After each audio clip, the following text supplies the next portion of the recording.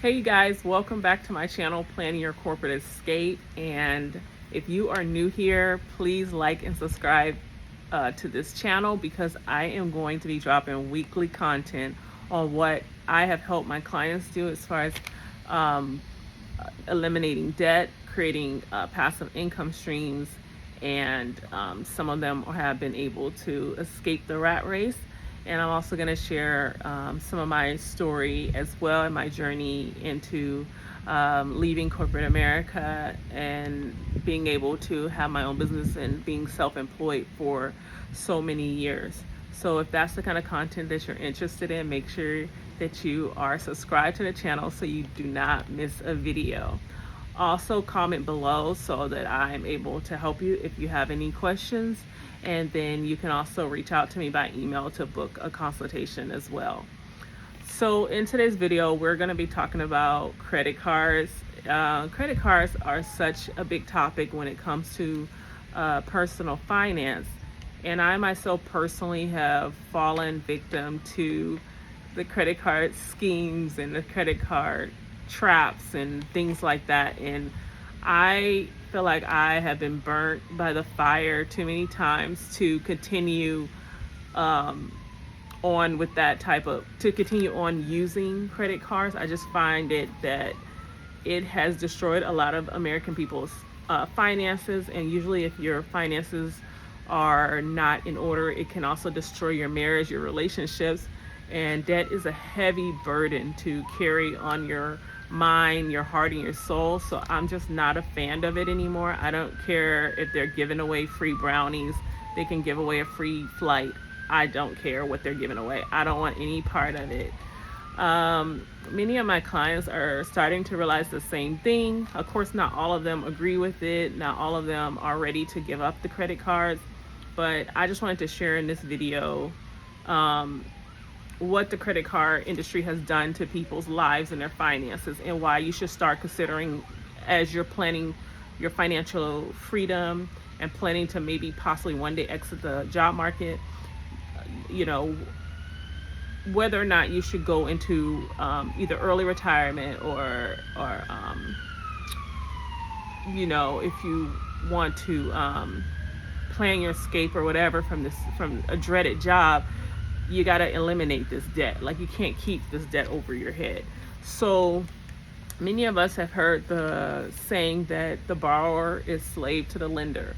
And the credit card industry is so sophisticated. They're way more sophisticated than me and you as far as the technology and the data that they can pull on you and that they gather on you over your lifetime to be able to market to you, sell to you, and use the psychology of marketing to be able to get you to spend more money. Now, people have had this argument about, well, I pay my credit card off every month.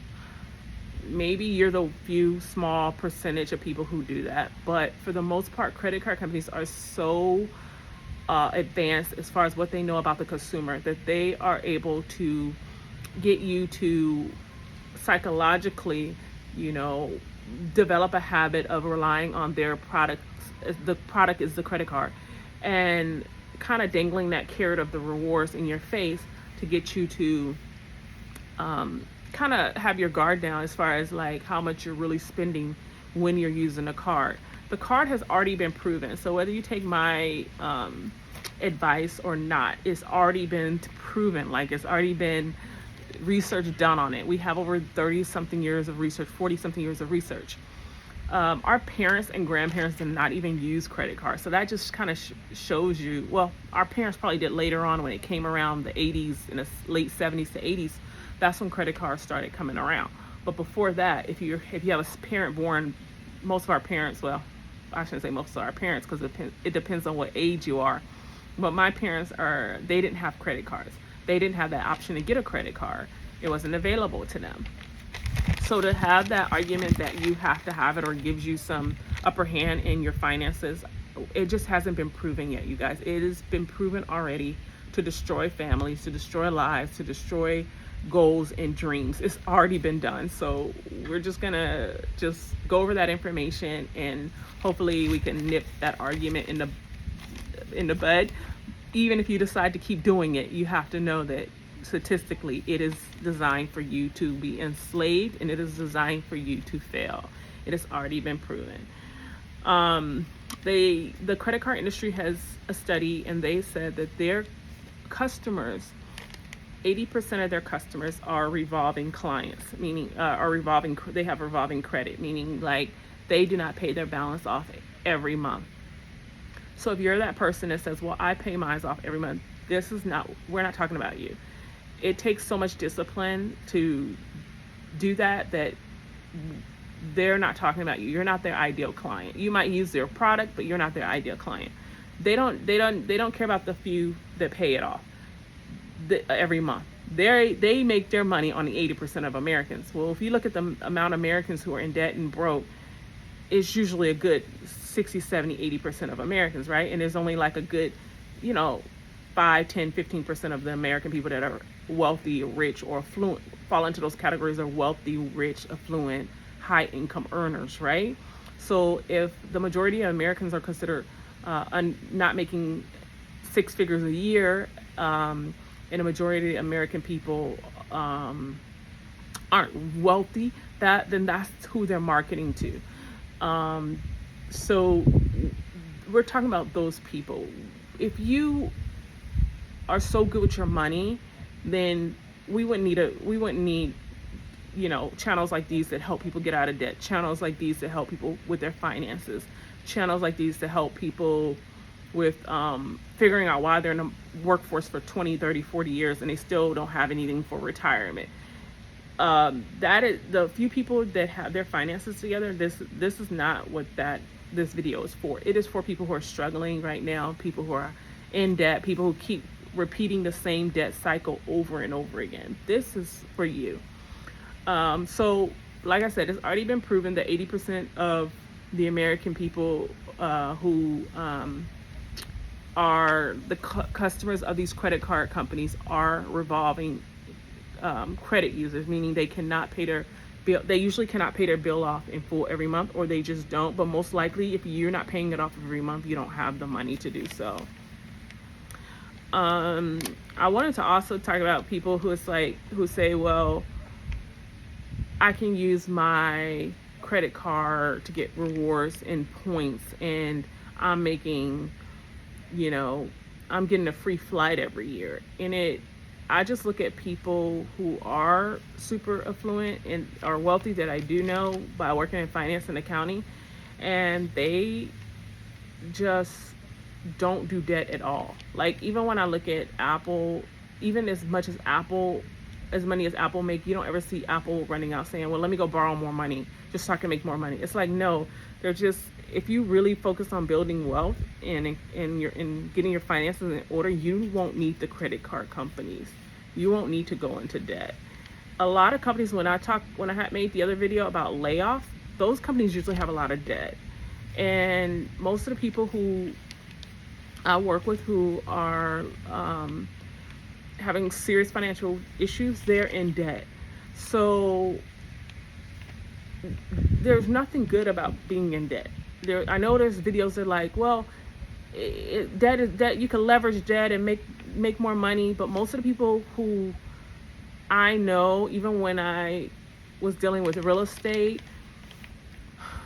if they had too much debt, usually if they had a job loss or something happened to them, they weren't able to sustain that lifestyle. They had to file for bankruptcy, or they lost everything they had. Whereas the people who I know who were debt free and don't believe in going into debt a lot, like maybe they'll get a little mortgage or something, but just on a house, but they're usually putting 20% or more down on their home. Those people, when the financial crisis hit, they rarely budged you never heard them complaining or crying or anything. Their finances were good because they didn't owe anybody. So they could weather these economic downturns and these recessions and any kind of emergency that comes up. Whereas the people I work with that were in a lot of debt or had that same mindset, well, I can get cash back. You can get cash back, but when you have some major emergency or some job loss, what is $20 after you just spent $1,000 just to get $20 back? What does that do for your life and your finances? Or one person said they spent, I think it was 10 or 20,000, and then they got like the credit card company gave them like, I don't know, like $500 or $1,000 back. Like, that doesn't really help you when you've already given them, you owe them $10,000. And it's kind of like, if you look at it, it's like, you got to think to yourself, why are these people giving me free money? Like, it's like, you ask me for money, say, can I borrow some money from you, or can I have free money from you? And I'm just like, no, I'm not going to give you any money. I'm not just giving you money. You know what I mean? It's kind of like that. Or like, if I ask you for money, like, hey, can you give me some money? You're going to be like, why? Like, what? And I'm like, well, give me money. Give me $5,000 and I'll give you $20 back. Or give me $5,000 and I'll give you $100 back. You're gonna be like, that's not a good deal, But when it comes to credit card, people just think they're getting some kind of freebie or some great deal because they're getting cash back in those rewards. And a lot of those cashback cards, they'll say, well, let's just say you'll get more money, you'll get less 1% by buying this item, but then if you go to a restaurant or something where you're gonna overspend anyway, because if you go to a restaurant, you're overspending most likely on food. Because I'll go to a restaurant and a pasta dish, let's just say, will be like $25 or $15, but pasta's only like $2 at my store. The sauce is another maybe $3. So I literally paid $15 for something I can make it home for $3. So when we go out to eat, even though I enjoy it, and I'm sure a lot of people enjoy it, we're actually overspending. But most credit card companies give you a lot of rewards if you're going out to dine at restaurants. Why is that so? So you are overspending. You just psychologically don't realize it, or you're not mathematically doing the math right. You're actually overspending just to go buy that item. So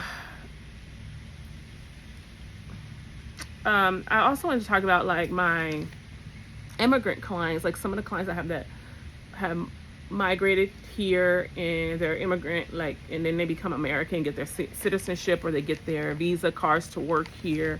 I noticed when I was working with these clients, some of them, of course we can't generalize all of them, but I would notice that they would literally have 20% saved. They would have 30% saved. Some of my American clients, this is for a house, because I also do real estate, if you're not aware of that. So they would have that to put down on their house. And my American clients, some of them, I would have to put them in credit repair.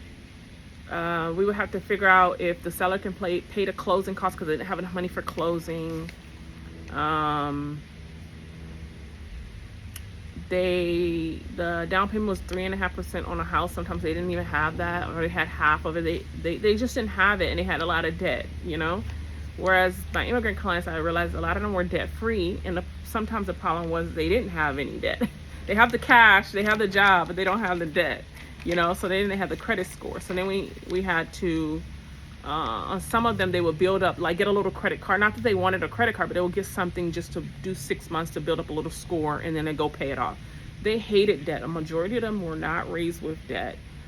They hate debt. They told me they just weren't used to paying on stuff. Like, you had to, in some of these countries they came from, whether it's Nigeria or they came from certain Asian countries, or they came from Indian or Arab countries. Some of these countries, and especially if they came from a Muslim Arab country, because they don't deal in riba in interest. That's a part of the religion. So they're used to having money or putting a lot down, and maybe they'll finance something for a little while, but then they're working to pay it off really fast because they don't want the debt. But Americans have been so conditioned by the companies that issue the debt to us. We're the ones trying to justify why it's okay to have this debt. We should never be comfortable with having debt, even if we have to have it, okay, just to buy a house, buy whatever we need. We should never just be comfortable. We should say, hey, I got it. I had to get it to get to my house. I had to get it to get the car, because I got to get to work and get my kids back and forth to school. I understand that sometimes we have to finance things, but I'm saying never get comfortable with it. It is not a good thing. Most of the people, I'm going to say something else I want to share with you guys. But most of the people who have a lot of debt, when something catastrophic happens, which is mainly job losses or sickness, they lose everything. So they end up losing, not all of them. Some of them lose everything, and some of them, of course, can rebound from it. But When the ones that I know that don't have debt, they literally don't owe anyone, so they don't really lose stuff. They just kind of weather that job loss for that time frame. Or like I had one person I know that owned their house outright. They bought their house years ago, so they owned it outright. So when they had a job loss, all they needed really was food and to keep their utilities on. They didn't really. They had a car, so I think they owned their car free and clear. So it's like almost like they barely needed any money to survive on until they got back on their feet. So they were okay. Whereas the people who are drowning in debt, you can see the stress on their face. You can see the fights between the spouses. I've had people literally, not physically fight in front of me, but literally go off on each other in front of me.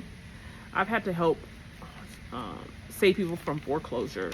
When a house is going into foreclosure, I have to find investors and buyers to save them. And I've seen the stress on the couple's face and the arguments between those couples. It becomes like a blame game. Oh, you overspent, you did this. If it wasn't for you doing this, we wouldn't be in this position. But that's really not what it is. It started way before that. Credit cards cost inflation. A lot of people don't think about this. Okay. So if you go back to like our parents and grandparents prior to the 80s, before credit was so widely used and available to almost anyone to get. I mean, they'll give it to a teenager with no job, college student with no job. I mean, I know that's how I got my first credit card, was in college. They had t-shirts. You just go to the table, you signed up, and they would just give you this credit card. They didn't ask if you had any income or nothing. You just, because you're a student, you got a student credit card, okay? They were giving out $20,000 of free money. That's when we're in college, we have no sense. That's what most of us were thinking. This is free money. Yeah, I mean, we have to pay it back, but we're like, woo, I'm in college. I barely work a part-time job. I need food, I need clothes, and I need to party. And that's where the money went for most college students, okay? But credit cards cause inflation. If you go back to reading about the economy, how it was when our parents were growing up, our grandparents, when they had a job, they had to wait and save up to get the car, to get almost anything they wanted. They could rarely finance things like we can today. And when everyone can have easy access to credit and free money, what that causes is that causes people to, okay, so let's say we have cars. Let's just say, especially during the pandemic, we had car lots where cars were going 10 to 20 grand over what they were originally selling for prior to the pandemic, right? The majority of those people were financing these cars. But if these people didn't have that money, if the financing wasn't so readily available or so freely given out, people would actually need that money. So it wouldn't have created a demand for over like 1 million cars to be cleared off the lot during that year. I mean, I remember I have never in my entire life seen parking, because in Texas we have tons of dealerships and they have tons of cars. Like, they're huge dealerships and they got tons of cars. I have never seen an empty dealership parking lot in my entire life. Like, I mean, it was crazy.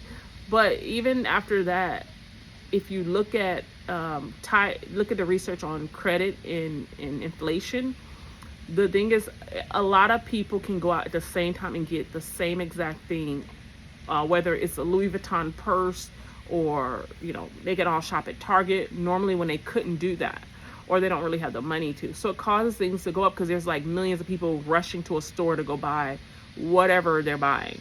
Whereas before, it would be spread out a little more, so things wouldn't go up so fast. And that's another reason things have gone up so fast, because of consumerism, because we can get things so instantly to us. Amazon credit cards, and things are just delivered to us.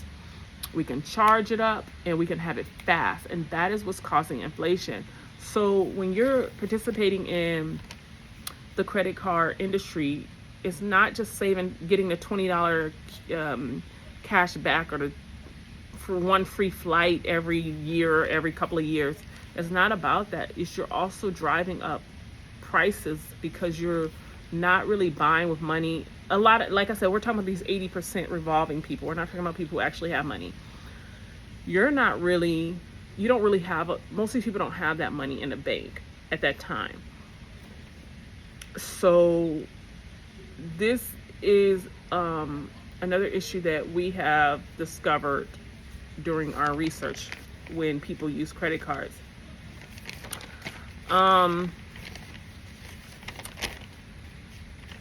I wanted to share some more stuff with y'all. I just wanted to say that, like, when people talk to me about like, well, I still want to keep my credit card, I just feel secure with my credit card, or I'm just so used to it. I've had it since college. I just don't know how to live without a credit card. What would I do if an emergency came up? Well, if you start, you know, building your emergency fund, I made a video on that, and start building your wealth in actually acquiring assets instead of liabilities, you're gonna have money. I mean, the only reason why you can't take care of that emergency when it happens is because you haven't saved properly, you haven't invested it, you haven't created another income stream, you haven't done anything to, start replacing your income you make from your salary job. So you're gonna keep falling back for the rest of your life onto these credit cards, thinking that is helping your finances when it's really been hurting your finances, because all your future earnings that you are expected to get from your job, you're spending all that earning trying to dig yourself out of credit card debt. So I know with my story, like I would pay off a credit card debt or pay off debt, then I would years later or whatever, whenever I need some, put myself back in there. So then all my income for years would just keep going to paying off those debts. And then you're paying more than you actually earn, because most people, the interest, the way it is accumulating on these balances, let's say you're earning 60, 70,000 a year, you're not only do you have taxes, but you all in housing and living expenses, you also have this interest payment. So it's taking another 10, 20, 30, 40, 50,000 of your income that you were expected to make in these next 5 or 10 years. It's taking that away from you, so you don't have that to invest or to grow, to create a passive income stream for yourself. You could really be using that money to create a portfolio where you will never have to work for anyone else again. And you can't do that because all your money is gone to this damn debt.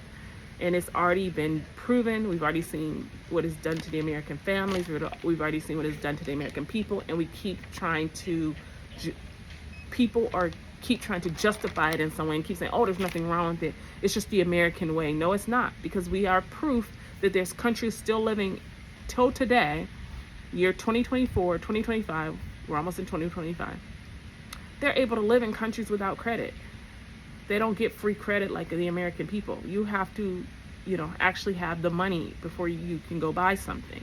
So they're still living that way today. We have proof that our ancestors were, not our ancestors, but because we don't want to go that far back, but like our parents and grandparents, they were able to live and grow up without it. So, and they had cars and houses and stuff like that. They had everything we have today. So why do we keep lying to ourselves, saying that we have to have this? We have to be a slave to the lender. We have to keep borrowing in order to get ahead. Why do we keep lying to ourselves about that?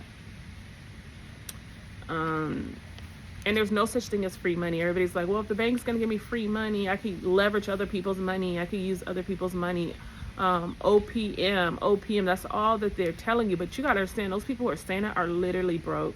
Most of them are broke. I mean, there's very few wealthy people who would, teach you stuff like that. I know there's some gurus online who say, well, borrow as much money as you can, but they've had serious financial trouble that sometimes you don't even know that they've had. And or they start doing some kind of Ponzi scheme or something, or they start, dipping in other people's money. They don't actually have it. The real people who have money just use the money they have. They don't want to deal with these banks anyway. They don't want to deal with, it's not even, if you have money, you don't even want to stress of dealing with these banks and dealing with the finances, dealing with these statements coming in every month. Why would you do that when you don't have to? And everyone has different financial goals of what they're trying to achieve in their life. Some people may have to borrow a little bit to start a business, but if you're not starting any major business, like anything really big where you need employees and all that stuff, you should just use your own money. I mean, you're gonna have to pay it back. Some people say, well, like, some people think that you could just borrow as much as you want and there's no repercussions, like, oh, I don't have to pay that money back. But they're going to come after you one way or another.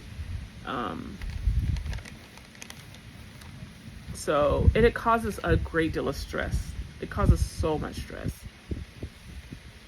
But I also wanted to talk about like, oh, what happened to me when I had credit cards. I want to share this too, and I'm gonna um, wrap up here. But I wanted to share with you like what happened to me. Like, okay, so when I had my credit card, I would pay I just got tired of the games. Like I would have my credit card, and then if I had another creditor or something on my credit report, and then it would show either I missed a payment, and it wasn't. Maybe sometimes it was like when I missed a payment. I think did I miss a payment? I missed the payment, and then the other creditor sent me a notice saying, "Well, you missed the payment on that one," and then that one. I think I just forgot to pay it or something. I paid it. It was paid by the time I got the letter. But they're saying, we noticed you missed this payment for this creditor, so therefore we're going to raise your interest rate. Huh? I'm like, have I ever missed a payment with you? You know, like, and then I had another creditor. They were like, well, you're not using this card as often, so we closed your account. I'm like, what? I don't need it. You know, like, I don't need anything right now. Like, why do I have to use this credit card? And then I had them charge me fees that I don't feel that were justified or right, and just trying to fight with them and dispute with them over these overcharged fees that they were charging me. I just got tired of dealing with that. I feel like I don't really need anything that I need their credit for. Like if I want to go buy clothes, I just go buy clothes. Just use my money and go buy the clothes. If I want to get my hair done, I just go pay to get my hair done. If I want to get my nails done, pay to get my nails done. If I want to go on a trip, I just pay for the trip. Like when you really look at it, there's really no reason you need their money.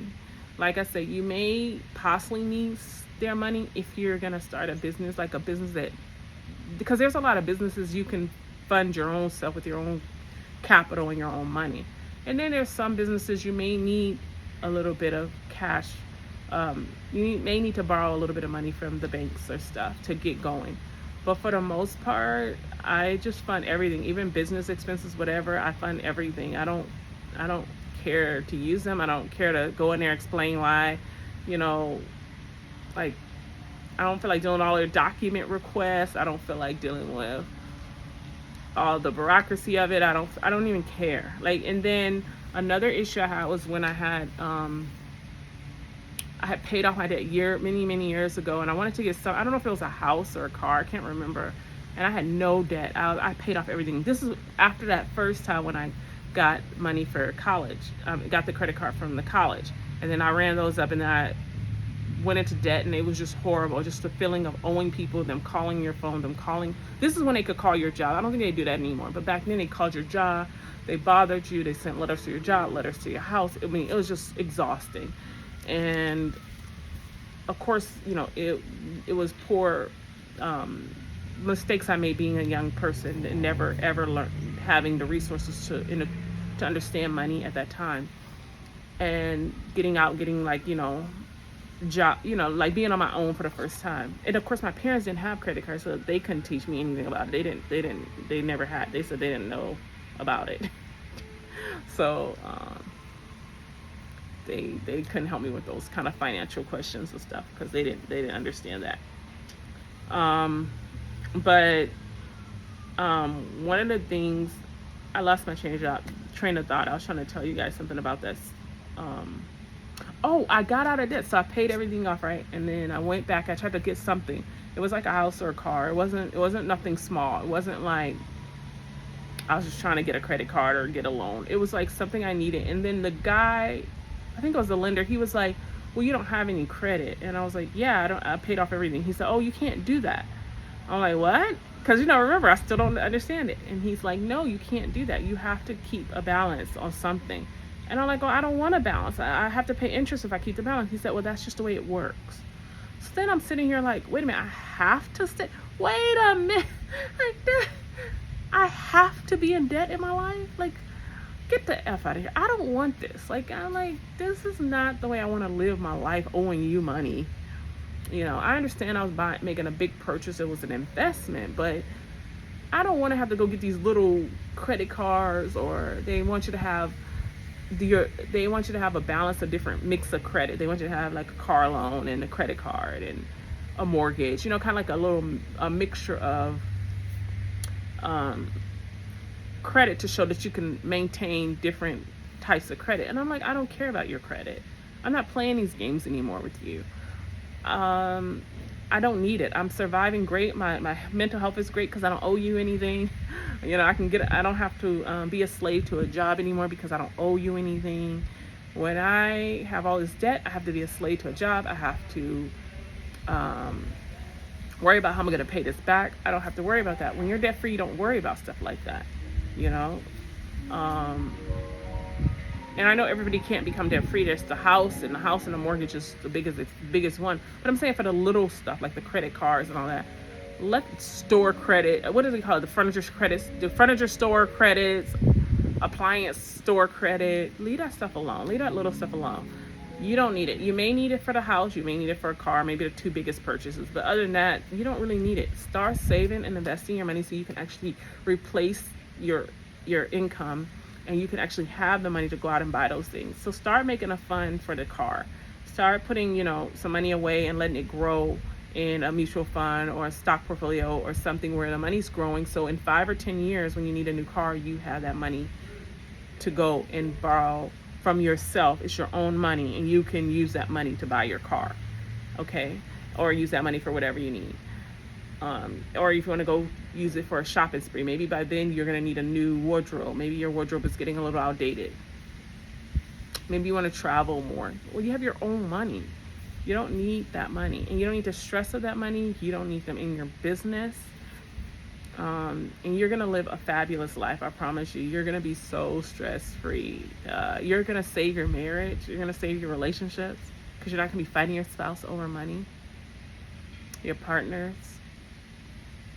That's probably the best part. I mean, if you look at the research, it's been proven already. The majority of the fights are infidelity and finances.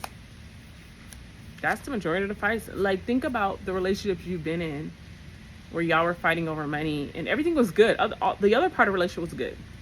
And y'all started fighting over the money. Think about how peaceful that relationship could have been and how peaceful that marriage or partnership could have been. Think about if you could have saved saved yourself from a divorce if you weren't always fighting over your money, And I know there's other things that come up in marriages. I'm aware of that. I'm saying, but the majority of people who go through the divorce is usually financial related or infidelity related. And financial related is up there. I think it's even higher than infidelity related. Almost like people go through an infidelity problem and say, hey, we're going to still try to make this work. But that financial part, it seems like if you lose your job or you can't provide for your family, it causes more stress. If you're in a lot of debt, it causes way more stress on your marriage. Okay, so it's just not worth it. I would say close them all, never look back, and just start building up that fund that I was teaching you guys in the other video. Just start doing that, and just see how that feels for 5 or like 10 years. Just see how that feels in your life. I promise you that next layoff, you're not even gonna worry about it because you're gonna have so much money saved up and invested. And in the dividends and the interest you're making off of that money you have saved and invested, it's gonna be enough to cover your expenses. You may not be able to do everything in life, but you're gonna be able to cover your basic housing costs and relax a little bit until you can figure out your next move. I can promise you that. All right. Thank you guys so much for watching the video. Please like and subscribe. I'm going to be dropping more content on planning your corporate escape. Thank you so much for being a part of my community.